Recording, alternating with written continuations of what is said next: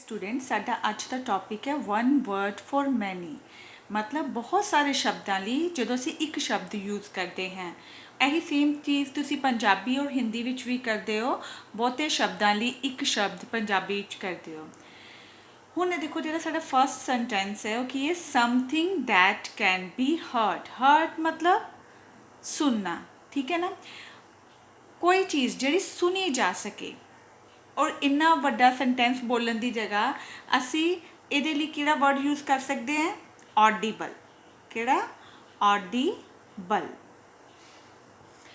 हुण बेटा जी इनू ध्यान नाल समझो, ऑडिबल का की मतलब हुंदा है। हुण ये जिहड़ा वर्ड है ऑड, ठीक है, AUD, इहदा मतलब हुंदा हेयर। हेयर मतलब HEAR, हेयर।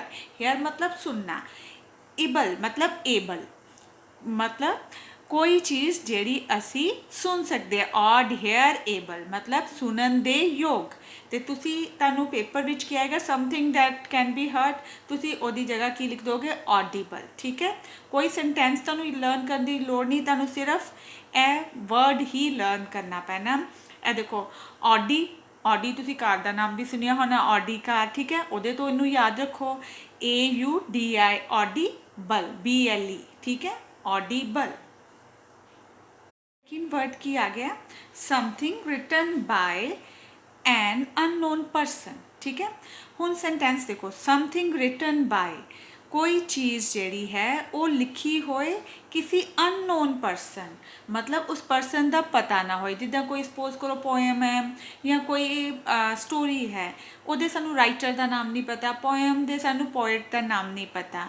फिर उहदे विच अगर सानू पेपर विच आ जाए कि right the name of the poet, फिर असी उहदे विच की लिखदे, एनोनीमस। एनोनीमस का की मतलब है कि जिस राइटर का नाम ना पता हो, पोएट होए राइटर होए, उहदे नाम का ना पता होए। हुण देखो इनू लर्न किद्दां करना, तुसी पहलों तुसी कल्ला ए कर लो, दैन नोनी।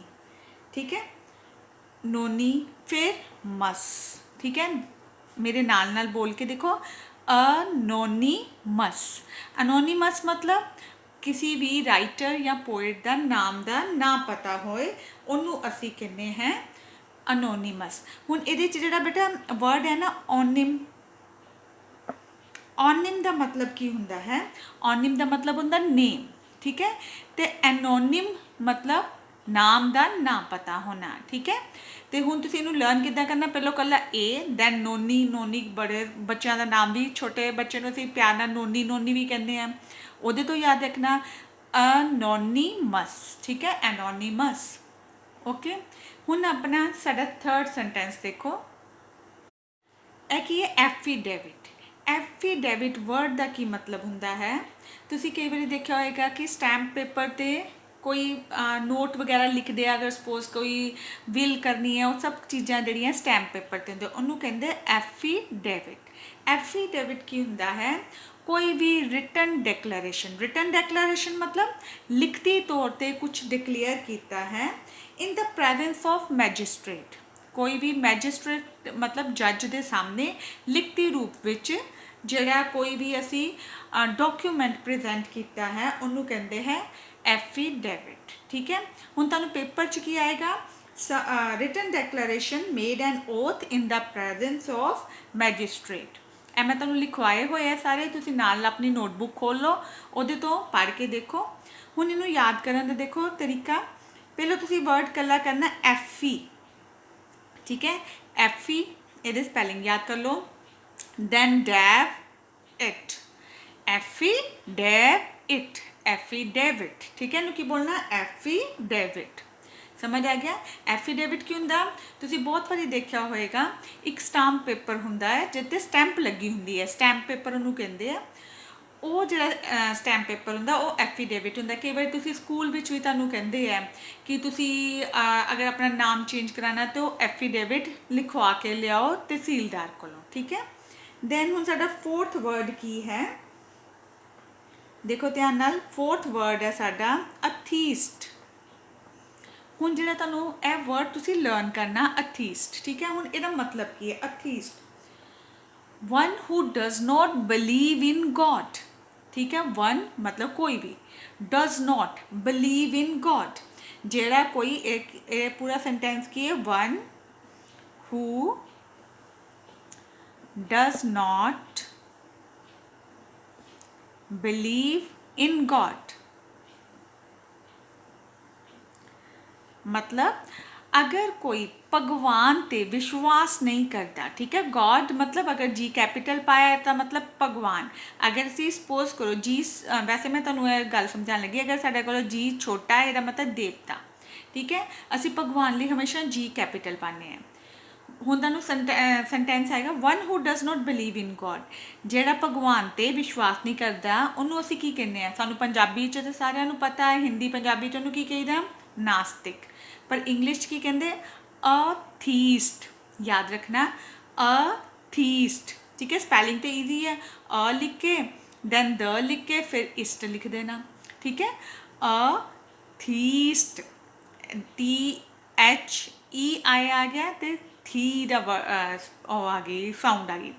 अगर सपोज होंदा one who believes in God, one who believes in God, फिर असी ए हटा के लिख देना थी थीस्ट, ਜਿਹੜਾ भगवान ते विश्वास करता है, जिन्होंने असीं कहने आस्तिक, आस्तिक नूं कहंदे है थीस्ट, मतलब ए वाला साडा ए जिहड़ा है वो असीं नहीं पावांगे तो साडा की हो गया, one who believes in God.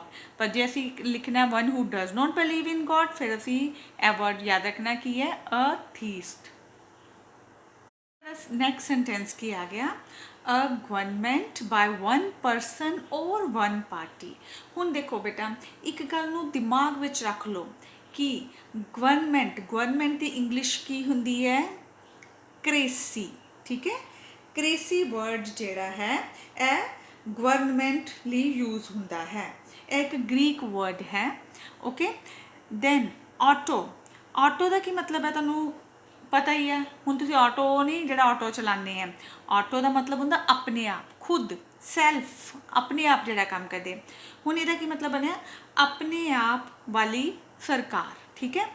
हुण देखो a government by one person, सिर्फ एक आदमी जदों कोई सरकार चलांदा है, इत्थे असीं राजे की गल नहीं कर रहे, ठीक है, राजा नहीं, पर जिहड़ी सरकार है वो एक आदमी चला रहा या सिर्फ एक पार्टी चला रही है, वो सरकार नूं असीं की कहने ऑटोक्रेसी।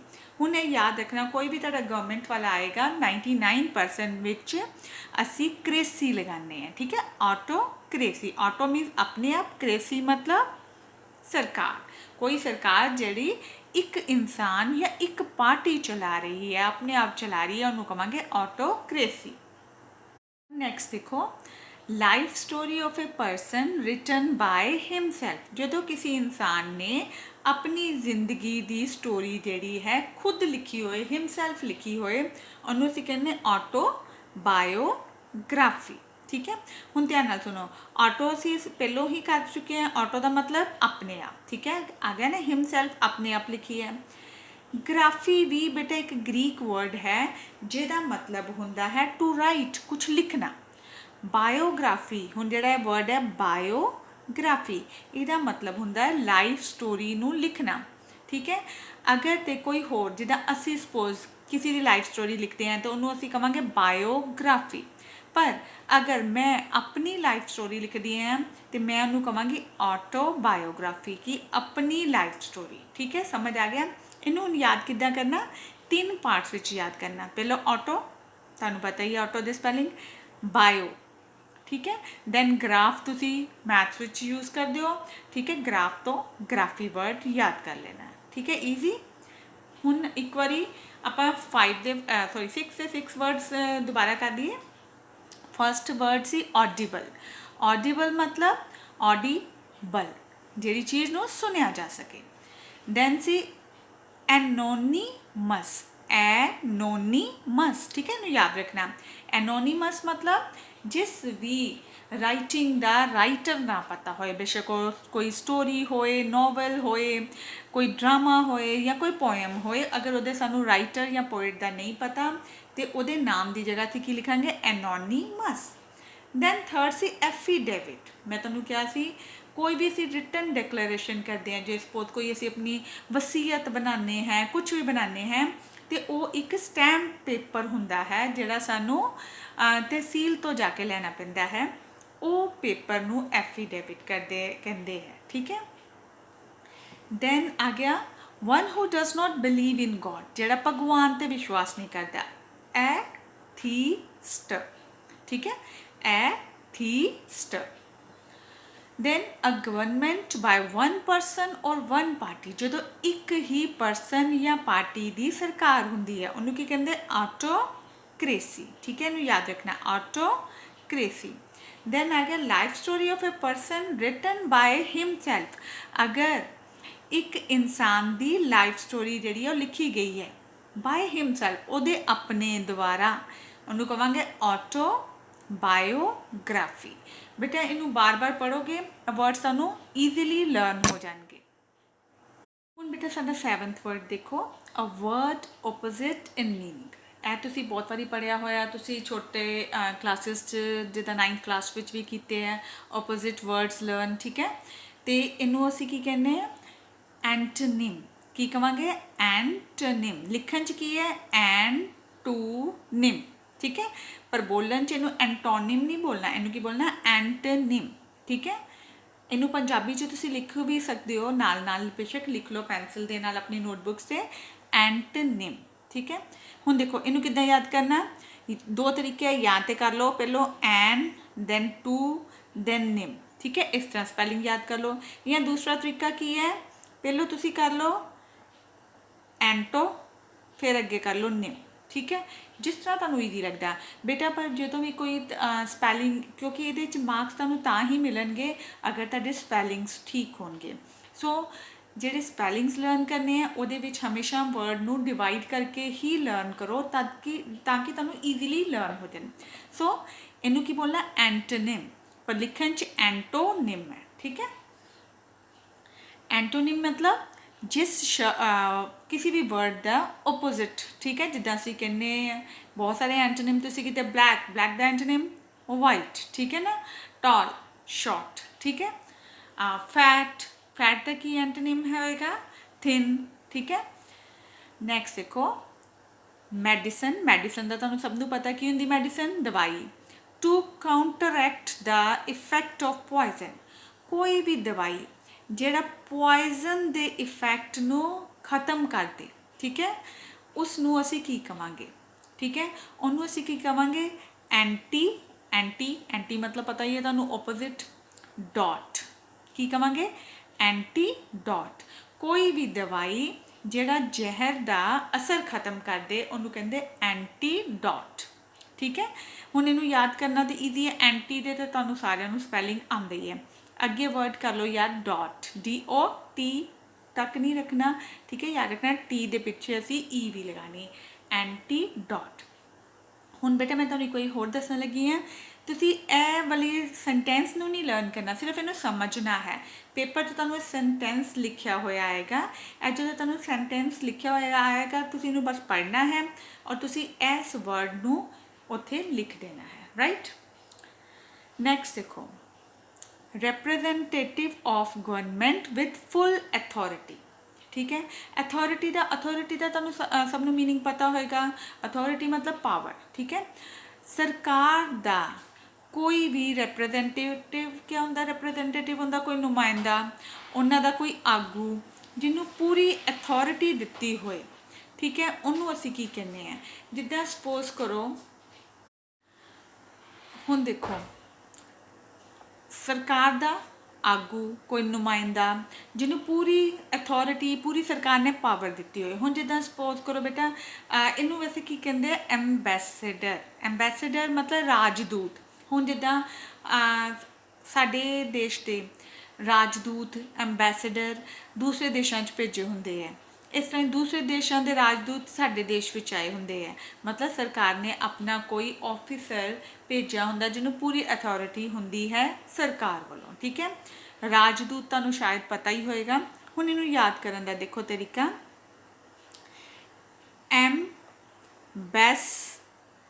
बैसे कर लो, एम्बैसेडर, ठीक है, एम्बैसेडर।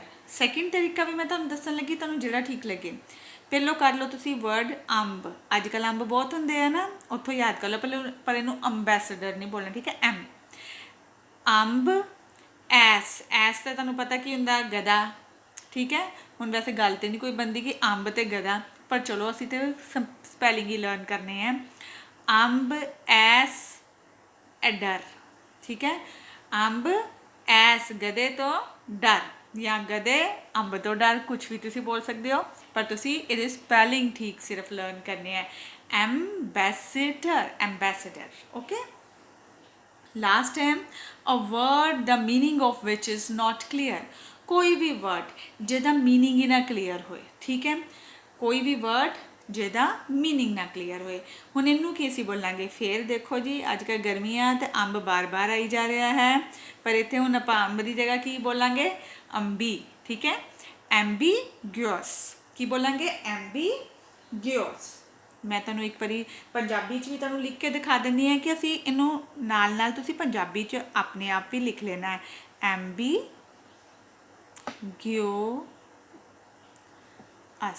ठीक है। इनू इदां बोलना एम्बीग्यूअस, पर इनू याद करने लई तुसीं इनू अंबी भी बोल सकते हो। अंबी खांदे हो ना, अंब दी अंबी हुंदी है पहलों, अंबीग्यूअस, ठीक है।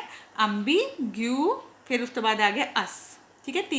तीन विच इनू डिवाइड कर लेना, अंबीग्यू, फिर आ गया अस। पर इनू बोलना की है, यह सिर्फ लर्न करने लई मैं तुहानूं दस रही हां, स्पैलिंग लर्न करने लई कि तुसीं पेपर च गलत ना करो। पर उदा इनू की बोलना, एम्बीग्यूअस, एम्बीग्यूअस, अंबी ना बोलियो, ठीक है। ए हुण तुहाडे 10 मैं जिहड़े वन वर्ड फॉर मैनी लिखवाते हैं, तुहानूं समझाते हैं, और नैक्सट वीडियो च मैं नैक्सट 10 तुहानूं सेंड कर देंगी, ठीक है। इनू हुणे लर्न कर लेना।